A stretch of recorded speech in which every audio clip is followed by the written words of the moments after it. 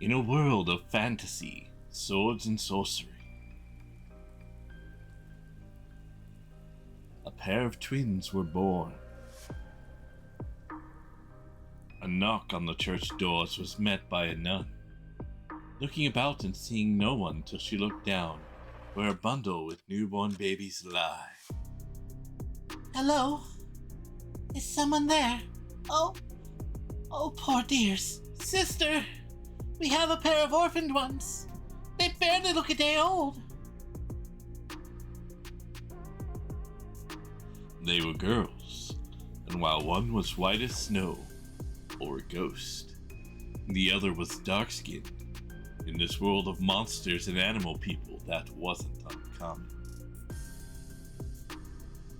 However, once their eyes had opened, the twins were found to be part demon or devil, having red rose eyes with black sclera. My lord, they are devils, the spawn of the demon lord or his ilk. Hush, sister.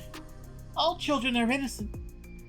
They didn't get to choose their parentage, but we have the chance to raise them proper. All will avoid taking them in for almost 11 years, until the innkeeper by the Adventurers Guild needed young, able bodies to help run the place, as he was aging and disabled physically. They will do fine. What do I care who their bastard father is? They can work, and I can provide them room and food. So long as you understand, they are children, not slaves. Ah, I don't play to that nonsense. They need a home, and I need able bodies. I won't blow smoke up their arse. I'm not playing their father. I'm giving them a life. They quickly learned to tend the rooms and clean the inn, doubling as servers in the bar once they were old enough to show a bit of cleavage and thigh as eye candy. But being next to the Adventurers Guild, most didn't dare try anything with them. Now, I know you girls are almost adults now, so I'll be using you as wenches either way. But like everything these past years, it's your choice to wear the, more revealing dresses. You've done so much for us. I don't mind showing off a bit of my body. With the guild next door, we almost never have any issues. Better wear a dress. Some, though, thought themselves above the law, and others were outright in its opposition. She was 18 now and preparing to hire a new wench and maid, as she was taking over the inn, the keeper planning to retire.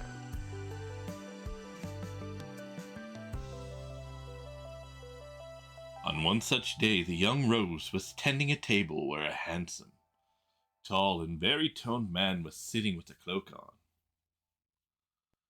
Most who saw him felt an ill omen and steered clear, but Rose greeted him with a bright, innocent smile. Good day, sir. What can I get for you today? I'd like a pint and some meat. Of course. We have a tasty roast bison. That would do. He wasn't used to people being so formal and normal around him, and he was taken by her beauty and would look into her eyes. Here you are. Is something wrong? No. I don't get to talk to people much. Usually, they are afraid. Oh, well, that's their loss. Your eyes. They are beautiful. Oh, I've never been complimented on them before. Thank you very much. As he was finishing his meal and heading to his rented room, a scuffle was heard. A bandit with a high bounty, and recognized as a high-level threat, was telling Rose to meet him in his room, and she refused. Hey now there, little lass. You're not very tall, but you've got a nice look for a demon wench. Excuse me. Please don't touch me, sir. The inn doesn't allow that. Oi, don't be daft. I'm offering to pay you for the time. It's not like anyone else would want a demon for a whore. As everyone watched or turned their heads for fear of the man, Rose slapped him for copying a peel. He responded with a quick slash to her face as she fell to the ground with a hand to her new rune. How dare you! Ah! No one dared to intervene, though some gritted their teeth at their own cowardice, and the bartender tried desperately to summon the guild security. Guards! Guards! Guards! The man cursed Rose and spat at her, raising his knife to strike again. You little demon skank! Now before I take you to my room, I'm gonna have to even out that face of yours. Heavy steps could be heard coming down the stairs as the hooded man walked back down, cloaked from head to toe. The only reason the steps could be heard was because of the silence caused by the commotion, as the man who stood close to 7 foot, towering over everyone, walked closer towards the commotion. The bandit had stopped, but was still holding Rose by the throat, his grip tight, making it hard to breathe as the man motioned to his second in command. Oi, lass! Handle him! The female bandit stood and grabbed her sword, but hesitated. Wearing adventurer's leather and some armored sections, she felt his aura and could smell the scent of an alpha from him. All right, I'll take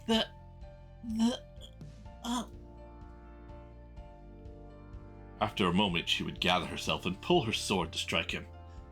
All right, you bastard, take this! The man reached his hand out.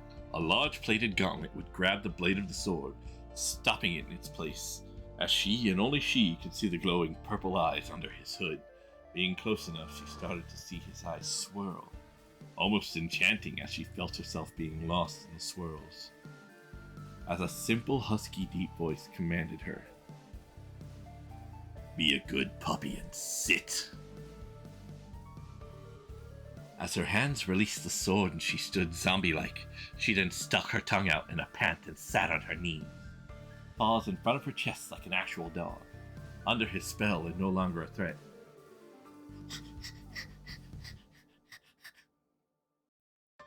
The man would place his hand on the girl's head as if to pet her before walking by the bandit holding Rose. He would growl.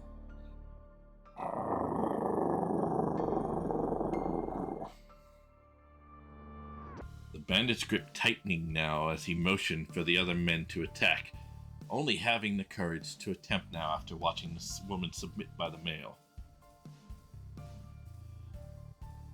One bandit lunged at the hooded figure, only to be caught midair by his throat and thrown casually out the window.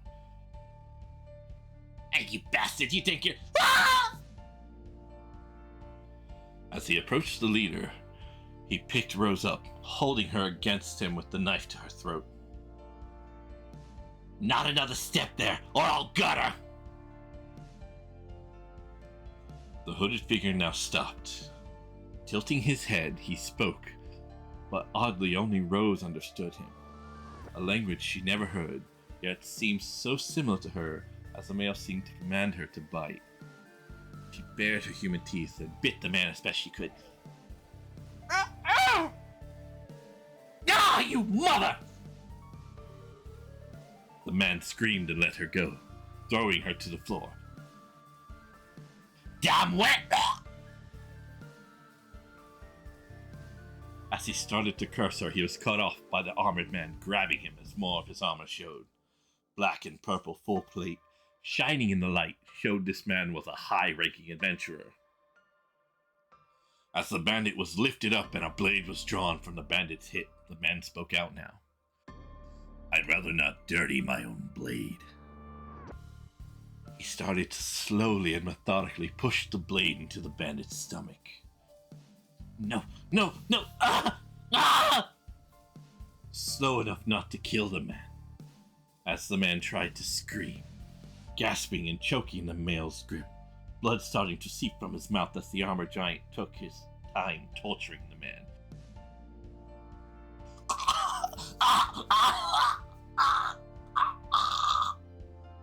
Grasping her throat and coughing slightly, the girl watched in slight horror as her assailant was dispatched.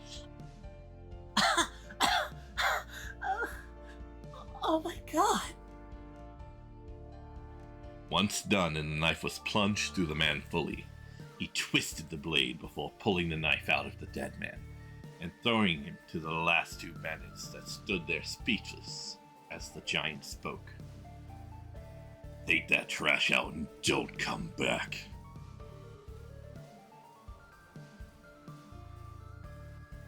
The two men took their dead boss, running out of the tavern as the giant walked to the bar, placing down a sack of gold.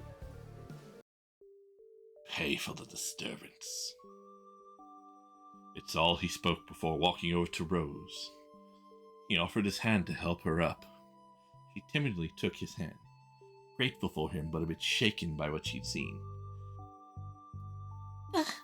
Thank you, sir. The man would pet her head much like he did the entranced woman who still waited on her knees for instructions. As he started to walk away now, he motioned the woman to follow him as he headed back up the stairs. Come. Yes, master. She followed on all fours, still under the good puppy command as her eyes were zombie-like but with a purple glow. Rose would follow, wanting to properly thank him as she applied an ointment on her face slash. Reaching his room, she saw he had tied the woman to a chair, still under his spell, commanding her to tell how she wound up as a bandit. Tell me why you're with such despicable people. Compelled, she told of her life of hardship. I was orphaned by invading raiders. I spent my younger years on the street, stealing and selling my body to live. I joined the crew for the protection of numbers and the guarantee of food and shelter. They were cruel, and I had to give myself to them many times. But it was a home, and I had a purpose. With a sigh, he removed his trance, and he told her, You are free of my spell. You were given a hard time and did what you had to survive. So I offer you a choice now. I take you in for the many bounties on you and your group, or you become my beta. I will pay your bounties and dues. In return, you lead my pack through dungeons and quests. You have a chance to make amends for your misdeeds and provide a better life for yourself. I would care for you like you were my own child.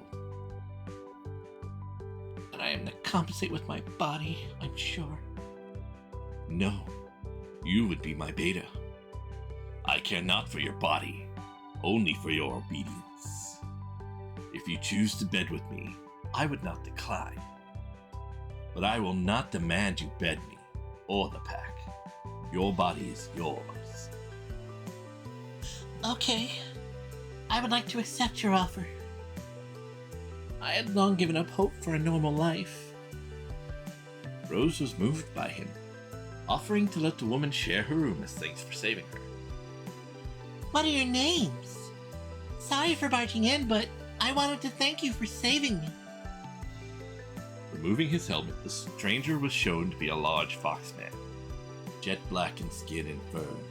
He had long black hair and Egyptian markings, his eyes glowing purple. I am Eclipz Firecaster. Introduce yourself, Beta. I have no name. I'll take the name Beta. Oh, thank you so much, Sir Eclipz. I shall share mine in Petal's room with Miss Beta. We have 2 beds, but Petal always sleeps with me. Rose would then touch her bloody cheek bandage and run from the room. Oh no. Petal! Her twin sister had felt Rose's pain, and her mind being different as it was, she had clawed a matching wound into her own face. Petal, what are you doing? Sister hurt. Petal couldn't help. Petal and Rose are twins. Sister is scarred. Petal is scarred. Sister hurts. Petal hurts. After a scolding for harming herself and many tears, the sisters and Beta bathed, then went to sleep for the night. The man would stay in his room for many months, growing closer to the sisters, especially Rose. Once the former bandit had become a proper beta, leading his pack and helping at the inn, the man would ask Rose to be with him. Rose, I've loved you since I set my blind eyes on you. Even without my magic to see, you would shine so brightly. Kagai, you've been so wonderful, and I've enjoyed my life so much more than ever before since meeting you. Let's make each other's lives happier and be a family. Yes, yes, I would happily marry you, Kagai. And so they were wed and moved in with him, but still ran the inn, now as owners and bartenders, with staff paid by her husband. Wearing elaborate dresses and never stopping to smile brightly, even with scarred faces.